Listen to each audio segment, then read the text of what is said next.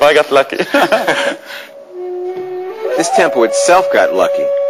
In 1964, when the Egyptians started to build the Aswan Dam, it was moved here block by block to save it from being drowned.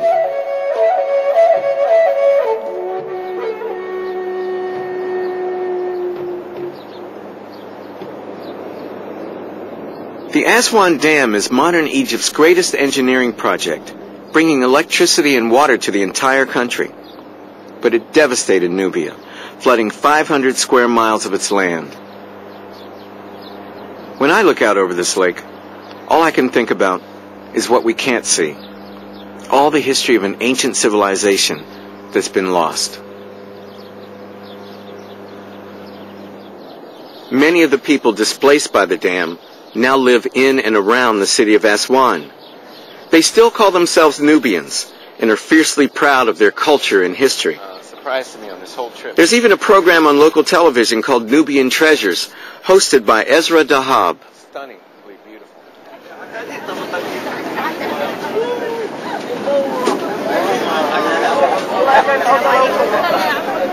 You know, I'm an African American, and African Americans are in all colors, sizes, and shapes. When I look at the Nubian people on this boat, it's the same. They're all colors. Yes. Some are dark, some are light. But not all of them is Nubian, but I think it's most of them are Nubians. But Nubians have some special features of the face, of the color. But if I can see you, I can say if you are Nubian or not. Not only from the color, I think it's from the soul. The soul? Yes, from the soul. How about me? I think you are Nubian. Definitely Nubian, yes. You look like Nubian men here in Aswan. I do, really? Yes, I think so. And most of them saying Salaam Alaikum, good morning to you. They think that you are from Aswan and you're Nubian. I like that. You know, African Americans are obsessed with Nubia. They love Nubia. They want to. They don't even know where Nubia is, but the one thing they know is that black pharaohs and it ran Egypt. And they think that it's the greatest of all the black peoples, the Nubian people.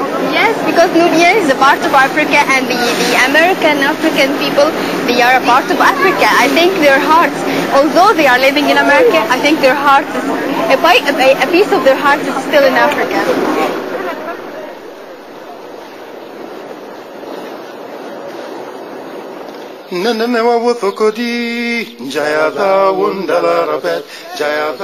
Ezra has brought me to the only Nubian village that survived the flood. It's called Garb Aswan. The fruit is nice, huh? This village, I can say that it looks like the traditional Nubian village. All the Nubians are like the Nubians in the ancient villages.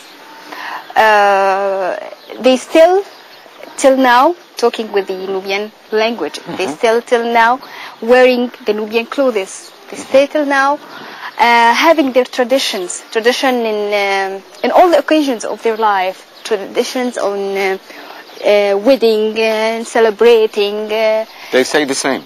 Yes, yes.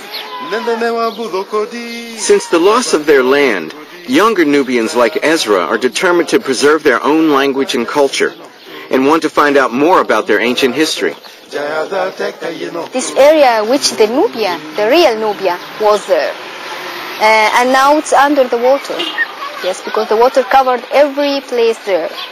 Just the monuments, we could save it, and the people.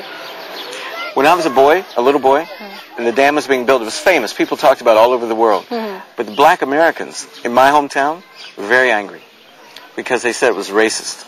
And I remember a woman, a school teacher, started a campaign to try to save Nubian culture because she said that the only reason they were building it here was to bury Nubian culture because Nubians were the black people. Does it make you angry that Nubian civilization is buried under that lake? Not angry, but it makes me sorry. Because I dreamed that one day I could visit this place. I dreamed that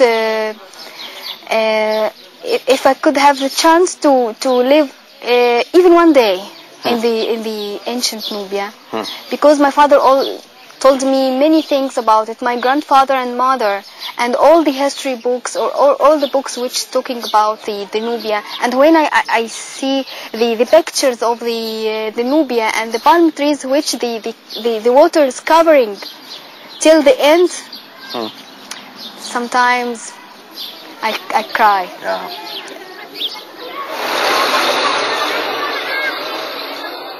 Ezra wanted me to see where most Nubians live today. Balana was one of the villages specially built by the government 35 years ago for refugees from the flood. How far from the river are we? From the river? Yes, it's about 2 kilometers. It's not on the river.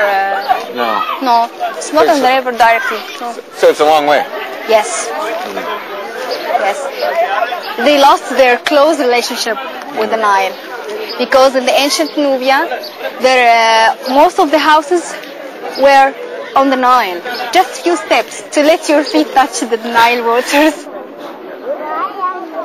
68 tourists were killed by Islamic terrorists just a few weeks before I arrived, so security is tight. To be honest, I'm not sure who I'm more afraid of. These guys or the terrorists. ازيك يا فوزية؟ اهلا وسهلا. كيف؟ تفضل. السلام عليكم. عليكم السلام ورحمة الله وبركاته. Ezra was determined that I would meet Fawzia Suleiman, whose family lost their home to the flood when she was only 9 years old. Once the dam was completed, what effect did it have on your family and the other Nubian people? Did it cause your family pain, distress? Did it make her sad to have to move her family? لما حصل ان انتوا تهجرتوا يعني هل حسيتي مثلا ان عيلتك اتأثر؟ ولا حاجة احنا بعد ما جينا استلمنا الأراضي. She's saying that the benefits of the high dam more than anything they lost there. وزرعناه يعني الفلاحين العاديين عندنا تبعنا.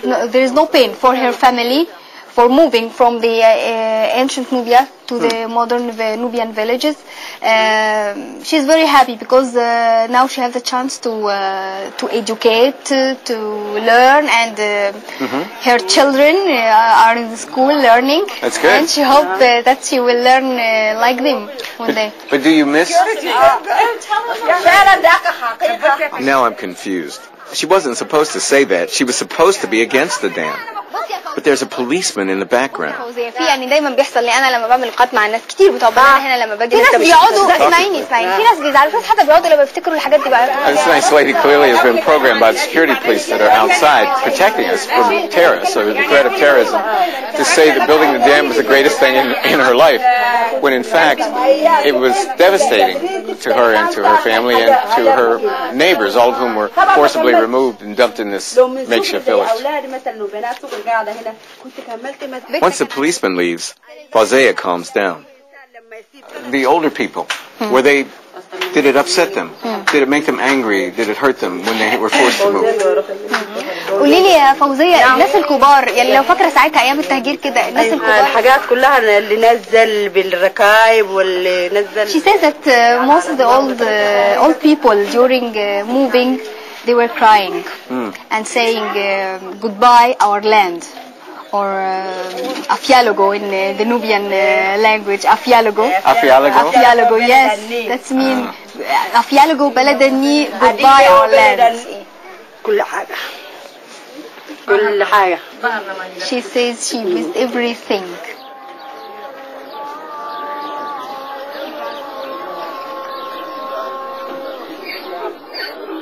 It's become clear to me that I'm not going to find ancient Nubia here in Egypt.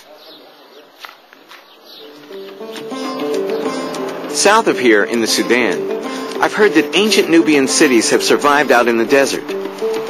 It's just my luck that the border's closed.